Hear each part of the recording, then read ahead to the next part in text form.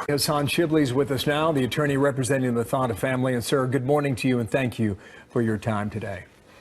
Good morning. Mike Pompeo calls your client a terrorist and says she's not coming home. How do you respond to that?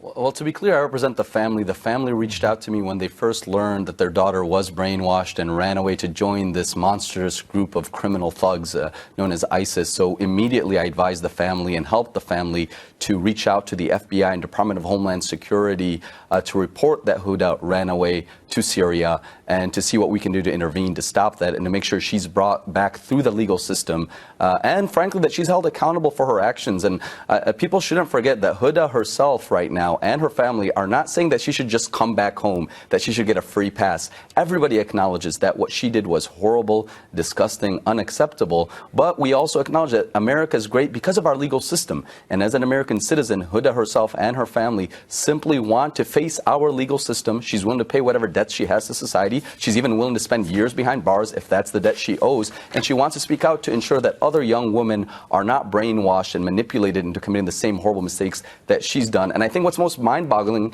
is it appears that right now the Trump administration simply want to give her a free pass. They're wrongfully claiming that she's not a citizen and therefore not subject to U.S. jurisdiction. In other words, that she can go on free, and she herself is trying to turn herself in to our legal system to face the consequences for her actions. Let's go ahead and work through the case with Sandra and me here one at a time. You mentioned brainwashed twice.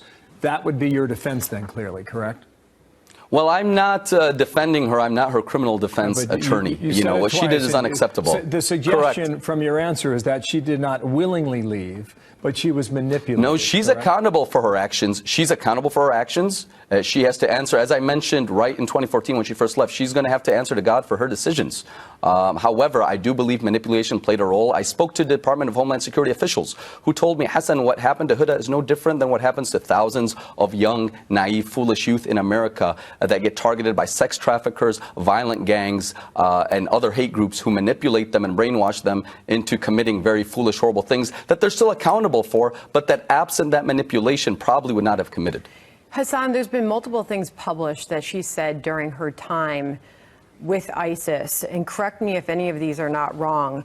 She said she was going to burn her passport. She urged U.S. jihadis to commit massacres back home in America. She also tweeted out urging followers in the U.S. to, quote, rent a big truck and drive all over them at Memorial Day parades and to attack then President Barack Obama. With those words, why does she expect sympathy from Americans? Well, I don't think she expects sympathy. She is very remorseful for whatever disgusting tweets and positions she put out. It's very important to note that we don't know what she actually tweeted herself of her own free volition versus what came out when she lost control over her social media to that group. But nonetheless, I mean, I'll be very frank. I remember when she called me and her parents infidels, because we reported her to law enforcement and told her that going there is wrong and is un-Islamic and is immoral and is inhumane and is wrong. So she really did go off the deep end, and she's tremendously remorseful, and she's not asking for a free pass. She wants to come back, she wants to pay her debt to society, and she wants to speak out to ensure other people don't repeat those same mistakes. She's 24 now. She left when she was 19. Are you saying you've been with her family, representing her family for 5 years now, since the beginning? I've been in touch with the family since the beginning on assisting them to see how she can find a way to legally turn herself in. When's the last time you spoke with her? The last time I spoke with the family was very recently. I'm not getting into specifics right now on which family members we've been in touch with. So you have not spoken, you're not confirming that you've ever spoken to her directly? So the last time that I can comment about was when we told her that if you acknowledge your mistakes, then you need to turn yourself into American authorities. And the closest American authorities there are with the SDF, the Syrian Democratic Forces. You have to leave ISIS on your own without any support, and you have to make your way to the Syrian Democratic Forces and turn yourself in. Okay, and that was the last comment you had. So she is in Syria, right? You're confirming that? She's in northeast Syria, correct. Northeastern Syria. She's in northeast Syria in the hands of American allies that she turned herself into when she ran away from ISIS. But not American forces, correct? No, there aren't American forces easily accessible that she could have reached to, otherwise she would have turned herself into them. How many others are being held like her there? It's interesting. At that camp, I believe she's just one of two individuals who have American citizenship. There is another camp that has dozens of other Americans But there's a lot of Dozens. Europeans right now. Yes, there's a lot of Europeans. And that's not a huge number if you think about it. Over the last 5 years, there's only about a few dozen similar situated individuals. I wish it was zero. And that's why when she went out, we went out publicly, very ferociously condemning ISIS as deviants, as heretics who have committed horrible crimes against humanity, crimes against the Syrian people. I myself am of Syrian descent. I was born in Syria. They've destroyed my country. Yeah, we reported a few days ago about hundreds that Americans are trying to return them to their home countries in Europe. But that's the first I've heard about dozens of Americans. So, Sandra, continue. Hassan, Right. Go ahead. You have said that the government needs to engage her, and I'm using your own words, but not just her, all these people who joined ISIS from the West. Are you suggesting that you're making the case that she could come home and help the U.S. government with what she has learned by joining ISIS?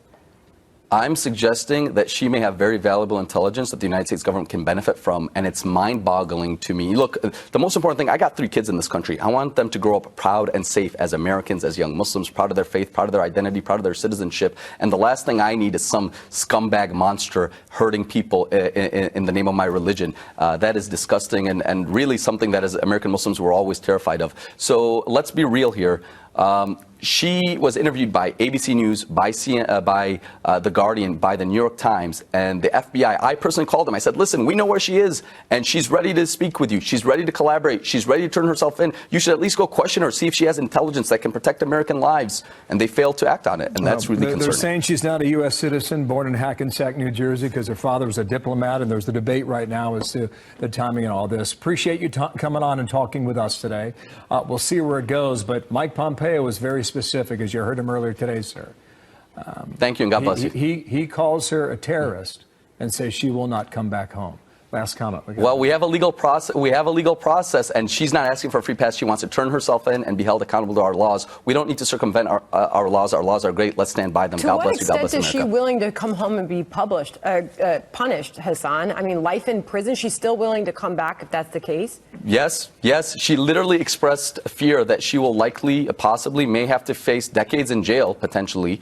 And she's still willing to come back to America. She said, listen, I could have ran away to anywhere else. I could have tried to disappear. I didn't. I realized I was so wrong in my ways that I want to publicly testify how evil ISIS is, and I want to turn myself in, and I'm willing to pay the price for my crimes. Hassan Shibli, thank you for your time, the attorney for the family. Thank you, sir. Thank you.